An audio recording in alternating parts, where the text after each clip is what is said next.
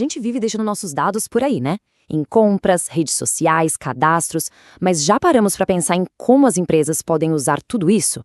Pois é, existe uma lei para isso, a LGPD, e ela tem regras bem claras.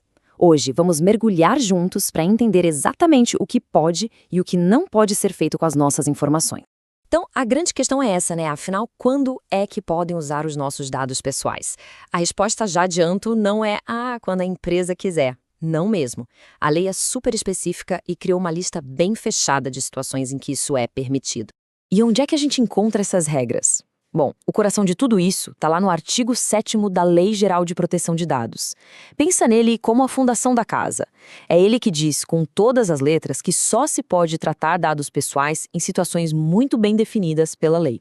Ou seja, acabou aquela história de cada um faz de um jeito. Tá, mas quantas situações são essas? A lei traz, olha só, exatamente 10 hipóteses. 10, nem 11, nem 9.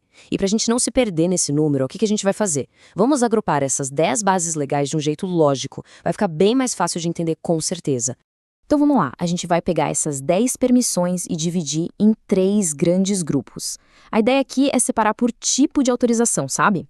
Fazendo isso, a gente começa a enxergar a lógica por trás de cada uma das regras. E o primeiro grupo, olha, é o mais fácil de sacar. É aquele que tem a ver com um acordo direto com a pessoa.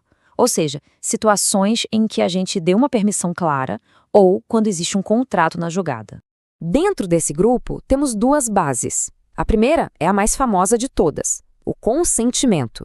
É basicamente quando a gente diz, sim, pode usar meus dados para isso. A segunda é para execução de contrato. Pensa assim, se você compra algo online, a loja precisa do seu endereço para entregar, certo? Isso está dentro do contrato de compra. Os dados são essenciais para que o combinado aconteça. Beleza, vamos para o segundo grupo. Aqui a conversa muda um pouco. A gente está falando de casos em que a própria lei exige o uso dos dados, seja para cumprir alguma obrigação ou para proteger algo muito importante, como a vida ou a saúde de alguém. Essas aqui são bem diretas ao ponto, né? Primeiro, cumprir uma obrigação da lei, tipo a empresa informar dados para a Receita Federal. Segundo, proteger a vida de alguém, numa emergência, por exemplo. Terceiro, a tutela da saúde, quando um médico precisa dos seus dados para um tratamento. E por último, o uso de informações num processo na justiça. Não tem muito como fugir disso. E para fechar os nossos grupos, chegamos no terceiro. Ele junta umas bases legais que olham para interesses um pouco mais amplos. Pensa em interesse público, de pesquisa científica ou até comercial. Mas calma, tudo isso continua tendo regras bem amarradinhas. O que entra aqui, então?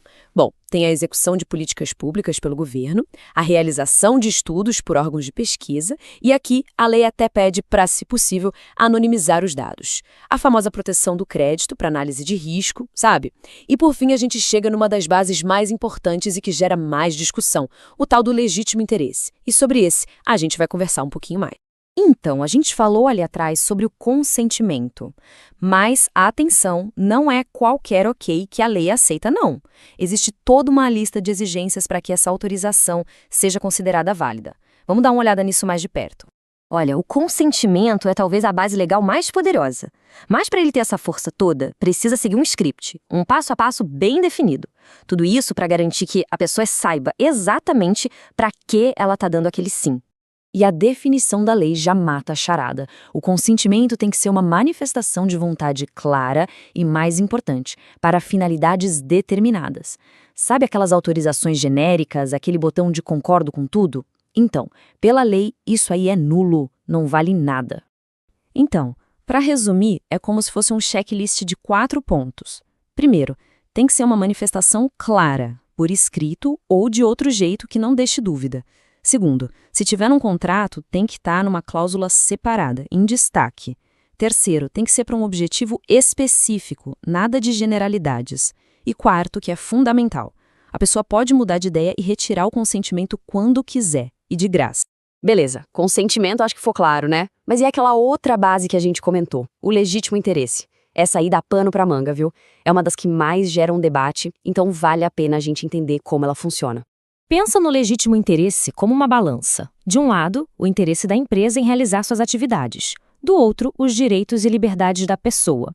Ele permite sim que a empresa use dados sem pedir consentimento, mas só quando o propósito é justo, legítimo e, principalmente, quando não atropela os direitos de ninguém. E a própria lei ajuda a gente a entender, dando alguns exemplos. Um caso é para apoiar e promover as atividades da empresa. Sabe quando um serviço de streaming usa o que você já assistiu para te recomendar uma série nova? É por aí. Outro caso é para oferecer serviços que beneficiem a própria pessoa, desde que isso não seja uma surpresa total. Para ela, claro.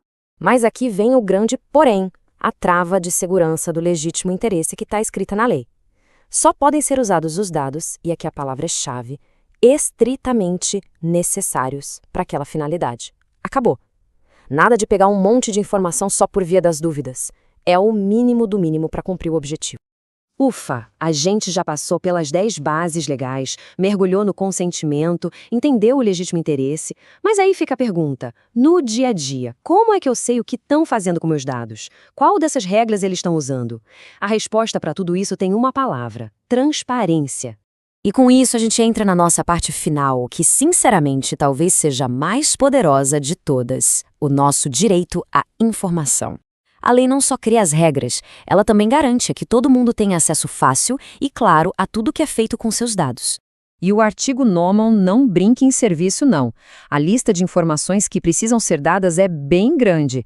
Tem que dizer a finalidade específica, como e por quanto tempo os dados vão ser tratados, quem é o controlador, a empresa responsável, o contato dela, se os dados são compartilhados com alguém e, claro, um resumo de todos os direitos que o titular dos dados tem. E o ponto central é esse. Transparência não é um favor, é uma obrigação. A lei é tão séria sobre isso que ela diz o seguinte: se a empresa der informações enganosas ou que não sejam claras, o consentimento que a pessoa deu ali, perde totalmente a validade. É como se nunca tivesse existido. Bom, e com isso a gente fecha esse nosso mergulho nos requisitos da lei para tratar dados pessoais. Fica claro que a LGPD tentou criar um equilíbrio, entre permitir que as empresas inovem e proteger a nossa privacidade. E aí fica a pergunta no ar para a gente pensar. Depois de tudo isso que a gente viu, será que os nossos dados estão sendo usados do jeito certo por aí?